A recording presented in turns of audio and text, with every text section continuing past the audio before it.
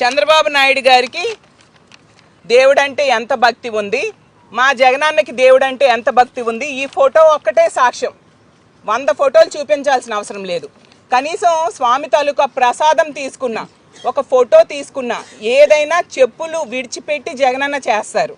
అదే చంద్రబాబు నాయుడు గారు అయితే ప్రతి సందర్భంలో కూడా మనం చూసాం, షూ వేసుకొనే పూజల్లో పాల్గొంటారు, లేదంటే ఫోటోలు తీసుకొని అతను పూజా కార్యక్రమాలకు వెళ్తారు.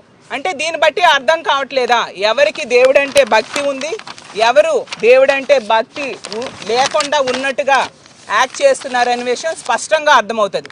కౌన్సిల్లో ఎవరైనా పట్టుకున్న వాళ్ళం కూడా చెప్పులు విడిచిపెట్టి, అది కూడా ఆ దేవదేవుడు అందరికీ మంచి బుద్ధి ప్రసాదించాలి, దేవుడు వాడే లడ్డూకు వాడే నెయ్యిలో కల్తీ జరిగింది అనేసి తప్పుడు ఆరోపణలు మీరు చేశారు కాబట్టి దాని మీద చర్చ జరగాలి, ఇందాపూర్కి అలాగే హెరిటేజ్కి ఉన్న సంబంధాల మీద చర్చ జరగాలి, వీళ్ళకి మంచి బుద్ధి ప్రసాదించు దేవుడా అనేసి మాత్రమే చెప్పడం జరిగింది. కాబట్టి ఇప్పటికైనా వీళ్ళు ఈ డైవర్షన్ పాలిటిక్స్ మానుకొని ప్రజలు కోరుకున్నట్టుగా, మా కౌన్సిల్లో మా వైఎస్ఆర్ కాంగ్రెస్ పార్టీ సభ్యులందరూ కోరుకున్నట్టుగా హెరిటేజ్కి ఇందాపూర్కి ఉన్న సంబంధాల మీద చర్చ జరిగేట్టుగా చేయాల్సిందిగా మేము డిమాండ్ చేస్తూ సెలవు తీసుకుంటున్నాం.